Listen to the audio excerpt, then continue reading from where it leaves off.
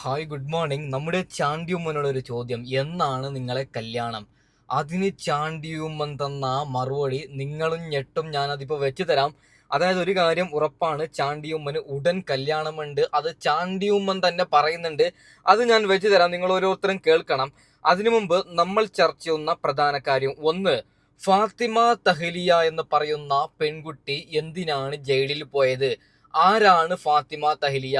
ഫാത്തിമ തഹ്ലിയ എന്തുകൊണ്ടാണ് ഇത്ര ചെറുപ്പത്തിൽ MLA ആയത്, ഇത്ര വലിയൊരു നേതാവായത്? അതിനെക്കുറിച്ചിട്ട് വിശദമായിട്ടുള്ള ഒരു വീഡിയോ ക്ലിപ്പ് ഞാൻ വെച്ച് തരാം. അത് കേൾക്കുമ്പോൾ നിങ്ങൾക്ക് ക്ലിയറായി കൃത്യമായിട്ട് അറിയാൻ പറ്റും. കുറേ പേര് കമന്റ് ഇട്ട് ചോദിക്കുന്നത് കൊണ്ടാണ്. ഓക്കെ, അതിനുശേഷം ഒരു പാവപ്പെട്ട കുടുംബത്തിന് 12 കോടി ലോട്ടറി അങ്ങ് അടിക്കുകയാണ്.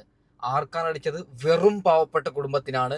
ആ ലോട്ടറി അടിച്ച അമ്മയും അച്ഛനും ചില കാര്യങ്ങൾ പറയുന്നുണ്ട്. അത് നിങ്ങൾ ഓരോരുത്തരും കേൾക്കണം. 12 കോടി എന്ന് പറഞ്ഞാൽ 6-7 കോടി കിട്ടും. ഓക്കെ, അത് അവർ എങ്ങനെ ചെലവാക്കുന്നുണ്ടെന്നൊക്കെ അവർ പറയുന്നുണ്ട്. ആ ഒരു വീഡിയോ ദൃശ്യം നിങ്ങൾ ഓരോരുത്തരും കാണണം. അതിനുശേഷം രമേശ് പിഷാരടിക്കൊപ്പം നമ്മുടെ മമ്മൂട്ടി എക്കാലത്തും ഒരുമിച്ച് തന്നെയാണ് പോകുന്നത്. അതായത് നമ്മുടെ രാഹുൽ മാങ്കൂടത്തിന് നീതി മേടിച്ചു കൊടുത്ത രമേശ് പിഷാരടി, ശോഭാ സുരേന്ദ്രനെ ആട്ടി ഓടിച്ച രമേശ് പിഷാരടിയും നമ്മുടെ മമ്മൂട്ടിക്കും തമ്മിൽ എന്ത് ബന്ധവും നമ്മുടെ രമേശ് പിഷാരടി ക്ലിയറായി കൃത്യമായിട്ട് പറയുന്നുണ്ട്. അതും നിങ്ങൾ കേൾക്കണം. അപ്പൊ നമുക്ക് വിഷയത്തിലേക്ക് അടക്കാം. ആദ്യം നമ്മുടെ നമ്മുടെ മുഖ്യമന്ത്രി VD സതീശൻ ശബരിമലയിലെ ദർശനത്തിന് പോകുന്ന രസകരമായിട്ടുള്ള ഒരു വീഡിയോ ആണ്. സത്യസന്ധമായിട്ട് പറയുകയാണെങ്കിൽ കാണുമ്പോൾ രോമാഞ്ചമാണ് തോന്നുന്നത്. ഇത്രയും നല്ലൊരു മുഖ്യമന്ത്രി നമുക്ക് കിട്ടിയല്ലോ എന്ന് ഞാൻ പേഴ്സണലി നല്ല രീതിക്ക് അതായത് ചിന്തിച്ചു പോകുന്നുണ്ട്. ഓക്കെ, നമുക്ക് ചാണ്ടിയുമ്മന്റെ കല്യാണത്തെ കുറിച്ചിട്ട് ഈ ഒരു വീഡിയോ ദൃശ്യം നിങ്ങളൊന്ന് കാണണം. അതിനു മുമ്പ് ലൈക്ക് ചെയ്യണം, ഒന്ന് സബ്സ്ക്രൈബും കൂടി ചെയ്യണം. ഓക്കെ, എന്നാണ് വിവാഹം? എപ്പോ ഞങ്ങൾക്ക് ഒരു ബിരിയാണി തരും? അത് മാത്രം എനിക്ക് അറിഞ്ഞാൽ മതി. ബിരിയാണിയോ? എന്നൊരു ബിരിയാണി കഴിക്കാൻ പറ്റും സാറിന്റെ പേരിൽ? അതാണ് എനിക്ക് അറിയേണ്ടത്. ഈ മരണത്തിനൊക്കെ ബിരിയാണി? മരണമല്ലെന്ന്, ഇത് വിവാഹത്തിന്റെ കാര്യമാണ് ഞാൻ പറയുന്നത്. വിവാഹം എന്നാണ് അത് എല്ലാവരുടെയും ഒരു ചോദ്യം. അത് ഇതിനെന്തെങ്കിലും ഉത്തരം പറയണം. അങ്ങനെ ചോദ്യമുണ്ടോ? വിവാഹിതനാണോ? ഞാൻ വിവാഹിതല്ല. എന്താ? എനിക്ക് എന്നാ വിവാഹം? ഉടനെ ഉണ്ടാവും. ഒരു 2 വർഷം 3 വർഷം അങ്ങനെയും സാറും പറയാം. 2 വർഷം 3 വർഷം? 2 വർഷം 3 വർഷം. ഒരു 29 28. കൊച്ചാന്ന് ആര് പറഞ്ഞു? ഞാൻ കൊച്ചാ, 25 വയസ്സല്ലേ ഉള്ളൂ പയ്യൻ. അതുകൊണ്ട് ആ പ്രായത്തിൽ കിട്ടാൻ പാടില്ലെന്നോ? കിട്ടുന്നവരുണ്ട്. എങ്കിൽ പോരും, സമയമാവും ഞാൻ പറയാം. ഓക്കെ, അപ്പോൾ നമ്മുടെ ചാണ്ടിയുമ്മൻ ഉടൻ കല്യാണം ഉണ്ടാവും. ചാണ്ടിയുമ്മൻ പറഞ്ഞു സമയമാവുമ്പോൾ പറയാന്ന്. എന്റെ പൊന്നു ചാണ്ടിയുമ്മൻ, അങ്ങ് കഴിക്കുന്നേ, ഒറ്റയ്ക്ക് എത്ര കാലം നടക്കാം? അല്ല, ഈ രാഷ്ട്രീയക്കാരും കല്യാണം കഴിക്കലില്ലല്ലേ പെട്ടെന്ന്? അല്ല, അങ്ങനെയല്ല ഞാൻ പറഞ്ഞത്. എന്ത് പ്രശ്നമായിരിക്കും? എല്ലാ രാഷ്ട്രീയക്കാരും നമ്മൾ അറിയുന്ന ഒരു എക്സാമ്പിൾ പറയാൻ, നരേന്ദ്രമോദിക്ക് കല്യാണം കഴിഞ്ഞു. അല്ല, ഒരു എക്സാമ്പിളാണ് പറഞ്ഞത്. രാഹുൽ ഗാന്ധി, അത് രാഷ്ട്രീയക്കാർ കല്യാണം കഴിച്ചാൽ എന്തേ? ഓക്കെ, അത് അവരുടെ ഇഷ്ടമാണ്. അപ്പോൾ നമ്മുടെ ചാണ്ടിയുമ്മൻ ഉടൻ തന്നെ കല്യാണം ഉണ്ടാവും. ഓക്കെ, നമുക്ക് എന്തായാലും ഫാത്തിമ തഹ്ലിയ ആരാണ്? നിങ്ങൾ ഈ ഒരു വീഡിയോ ദൃശ്യം ഒന്ന് കാണണം. ഓക്കെ, അഭിമാനത്തോടെ പറയും അവളൊരു പെൺകുട്ടി തന്നെയാണ്. പക്ഷെ നിങ്ങൾ ഈ പറയുന്ന ചെറുതാക്കുന്ന പെണ്ണല്ല കേട്ടോ, ഉശിരുള്ള പെൺകുട്ടിയാണ് അവൾ. അവളുടെ അക്കാഡമിക് ക്വാളിഫിക്കേഷനെ നിങ്ങൾ ഒരിടത്ത് വെക്കുക. കാലിക്കറ്റ്, കോഴിക്കോട് ഗവൺമെന്റ് ലോ കോളേജിൽ നിന്ന് LLB പഠിച്ച്, തൃശ്ശൂരിലെ ഗവൺമെന്റ് ലോ കോളേജിൽ പോയി LLM പഠിച്ച്, തന്നെ കോഴിക്കോട് ബാറില് അഭിഭാഷകയായി പ്രാക്ടീസ് ചെയ്തു വരുന്ന ഒരു പെൺകുട്ടിയാണ് ഈ ഫാത്തിമ തഹ്ലിയ എന്ന് പറയുന്നത്. കേരളത്തിലുടനീളം കഴിഞ്ഞ കുറേ അധികം വർഷങ്ങളായിക്കൊണ്ട് ഞങ്ങളടക്കം ഒരുപാട് ആളുകൾക്ക് രാഷ്ട്രീയത്തിലേക്ക്, പൊതുപ്രവർത്തനത്തിലേക്ക്, സേവനത്തിലേക്ക് വരൂ, നമുക്ക് ഒരുമിച്ചിറങ്ങാം എന്ന് പറഞ്ഞുകൊണ്ട് കൈപിടിച്ച് തെരുവിലേക്ക് ഇറങ്ങിയ, സമരവീര്യങ്ങളിലേക്ക് ഇറങ്ങിയ ഒരു പെൺകുട്ടിയുടെ പേരാണ് ഫാത്തിമ തഹ്ലിയ എന്നത്. അവൾ വെറുതെ ഇരുന്നുകൊണ്ട് നിങ്ങളോട് കൈവീശി കാണിച്ച് പുഞ്ചിരിച്ച് ഇവിടെ നിന്ന് ഇറങ്ങിപ്പോകാൻ വന്നവളല്ല. അവൾ സ്നേഹിച്ചാണ് ഈ മണ്ണിനെ സ്വന്തമാക്കിയത്. പക്ഷെ അതിനും അപ്പുറത്തേക്ക് സമരം ചെയ്ത് അനീതിക്കെതിരെ ഉച്ചസ്ഥരം വലിയ നിലപാടുകൾ പ്രഖ്യാപിച്ച് ജയിലിൽ കിടന്ന് 14 ദിവസം റിമാൻഡിലായി പുറത്തിറങ്ങിയ ഒരു സമര നായിക കൂടിയാണ് ഈ പറയുന്ന ഫാത്തിമ തഹ്ലിയ. ജയിലിലായി എന്നുള്ളത് ഞങ്ങൾക്ക് അഭിമാനത്തോടെ പറയാനുള്ള ഒരു സാധനമൊന്നുമല്ല, ഉമ്മാന്റെ പേരൊന്നുമല്ലല്ലോ, പോയി കിടക്കാൻ ഭയങ്കര രസമുള്ള സ്ഥലമൊന്നുമല്ലല്ലോ.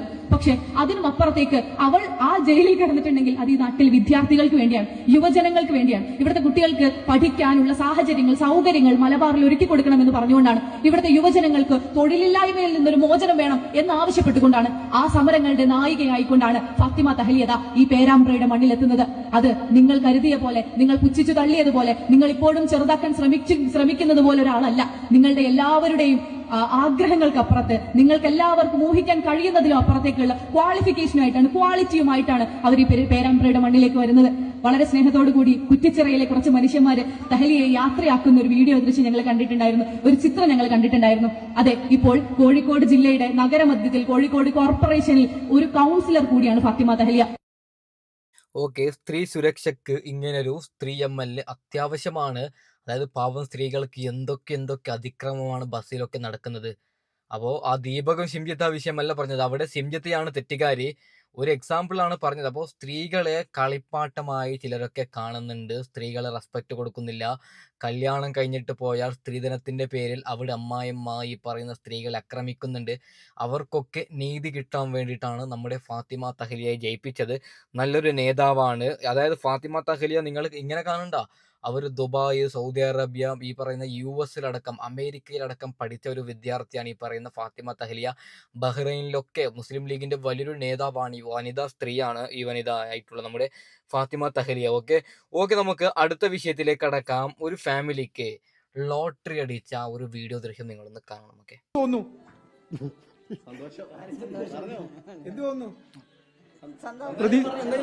ഒന്നുമില്ല, കരച്ചിലൊക്കെ വരുന്നുണ്ടല്ലോ.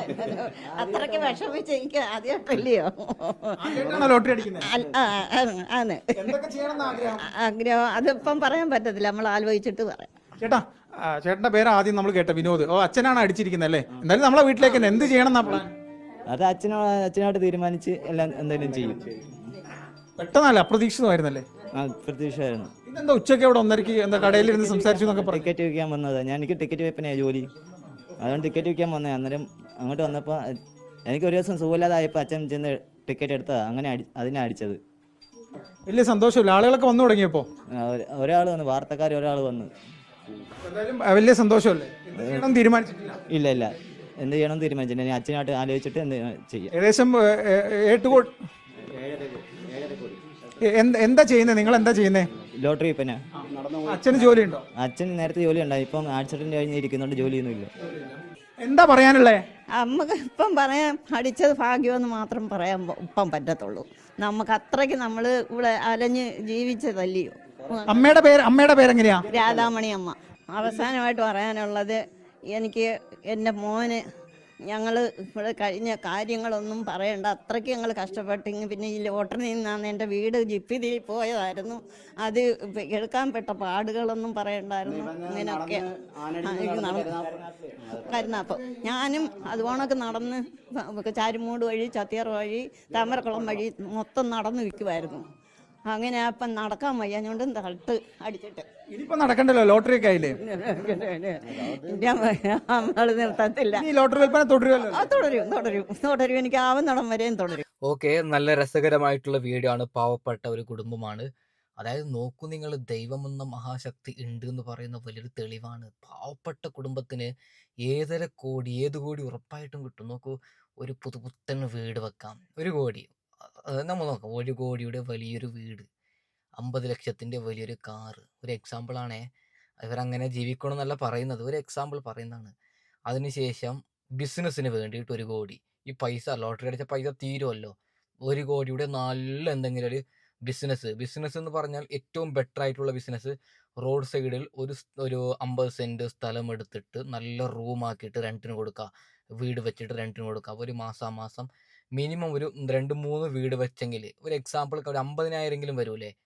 അപ്പോൾ അത് മാസം ചിലവിന് ഈ കുടുംബം രക്ഷപ്പെട്ടു. സത്യസന്ധമായിട്ട് പറയുകയാണെങ്കിൽ അങ്ങനെ നമ്മളും രക്ഷപ്പെടും. ദൈവം എന്ന മഹാശക്തിയുണ്ട്. ദൈവത്തിൽ നിങ്ങൾ ഓരോരുത്തരും വിശ്വസിക്കൂ. പാവങ്ങൾക്കാണ് കിട്ടിയത്, ഓക്കെ, കിട്ടട്ടെ. ദൈവമാണ് കൊടുക്കുന്നത്, അത് നല്ല രീതിക്ക് അവർ ചെലവഴിക്കട്ടെ, പാവങ്ങളെ സഹായിക്കട്ടെ എന്ന് പറയുകയാണ്. ഓക്കെ, നമ്മുടെ രാഹുൽ മാങ്കൂട്ടത്തിന് നീതി മേടിച്ചു കൊടുത്ത രമേശ് പിഷാരടിയും മമ്മൂട്ടിയും തമ്മിലുള്ള ബന്ധം നിങ്ങളൊന്ന് കേട്ടു നോക്കണം. ഓക്കെ, ഞാൻ ഈ രമേശ് പിഷാരടി കാണുമ്പോൾ എപ്പോഴും ചോദിക്കുന്നുണ്ട്, കാരണം ഈ മമ്മൂട്ടിയായിട്ടുള്ള ഒരു ആത്മബന്ധം അതെങ്ങനെ സംഭവിച്ചു? വിഷ്വലിലും നേരിട്ടും കണ്ടിട്ടുണ്ട് ഭയങ്കര അടുപ്പം. എന്താണ് അതിന്റെ പിന്നിൽ ആ കെമിസ്ട്രി? ഞാൻ ഒരിക്കൽ പറഞ്ഞിട്ടുണ്ട്, ഞാൻ അതിന്റെ പിന്നിൽ എന്താണെന്ന് അന്വേഷിച്ചിട്ടില്ല സത്യത്തിൽ. അത് എന്തുകൊണ്ടാണെന്നറിയാമോ? നിങ്ങൾ ഇന്ന ക്വാളിറ്റി ഉള്ള ആളാണെന്ന് നിരന്തരം നിങ്ങളോട് ആളുകൾ പറഞ്ഞാൽ നിങ്ങളുടെ കയ്യിൽ ഈ സാധനം ഉണ്ടെന്ന് ഉള്ള ബോധ്യത്തോടു കൂടി നിങ്ങൾ അതിലുള്ള പലതും പിന്നെ കൃത്രിമമായിട്ട് ചെയ്തു തുടങ്ങും. ഒരുപക്ഷെ ആ സ്നേഹം നിലനിൽക്കാനോ ആ സ്നേഹം കൂടുതലായിട്ട് കിട്ടാനോ ഒക്കെ വേണ്ടി ഞാൻ ചിലപ്പോൾ പലതും അഭിനയിച്ചു തുടങ്ങേണ്ടി വരും, അല്ലെങ്കിൽ അറിയാണ്ട് ചെയ്തു പോകും. അതുകൊണ്ട് തന്നെ ഞാൻ അതിൻ്റെ കാരണം എന്താണ്, ഇതിനൊരു ഒരു റീസൺ അന്വേഷിക്കുക എന്ന് പറഞ്ഞാൽ എനിക്ക് പോയില്ല. കാരണം അത് റീസൺ അന്വേഷിക്കാൻ മാത്രമുള്ള കുഴപ്പമുള്ളൊരു കാര്യമല്ല. എനിക്കൊരു ലോട്ടറി അടിച്ചാൽ ഞാൻ എന്തുകൊണ്ട് എനിക്ക് ലോട്ടറി അടിച്ചു എന്ന് ആലോചിച്ച് സമയം കഴിയേണ്ട ആവശ്യം ഇല്ല. നല്ല കാര്യം സംഭവിക്കണം. അപ്പം അങ്ങനെ എനിക്ക് 2018 വെള്ളപ്പൊക്കത്തിൻ്റെ സമയത്ത് അദ്ദേഹം ഒരു 3-4 ക്യാമ്പുകളിൽ പോകാൻ തീരുമാനിച്ചു. ഓണം അദ്ദേഹം ക്യാമ്പിലാണ് ചോറുണ്ടത്. അപ്പൊ ഞാൻ എൻ്റെ സിനിമയുടെ കഥ പറയുന്നതിന്റെ ഭാഗമായി 2-3 പ്രാവശ്യം അദ്ദേഹത്തിനെ കാണാനൊക്കെ പോയിട്ടുണ്ട്. അപ്പൊ അദ്ദേഹം പെട്ടെന്ന് ജോർജ് ചേട്ടമ്പഴി എന്നെ വിളിച്ചിട്ട് പറഞ്ഞു, ഞാനിങ്ങനെ ക്യാമ്പുകളിൽ പോകുന്നുണ്ട്, ഈ ആ ക്യാമ്പിലുള്ള ആളുകൾക്ക് എന്നെ കാണാം, എനിക്ക് അവരോട് 2 ആശ്വാസ വാക്കുകൾ പറയാം. എല്ലാം നഷ്ടപ്പെട്ടിരിക്കുന്നവരാണ്. എന്തെങ്കിലും ഒരു തമാശ ഞാനും അവരും തമ്മിൽ മിണ്ടുന്നതിനിടയിൽ അവരുടെ മുഖത്തൊരു ചിരി കൊടുക്കാൻ പറ്റിയാൽ അത് നല്ലതായിരിക്കും.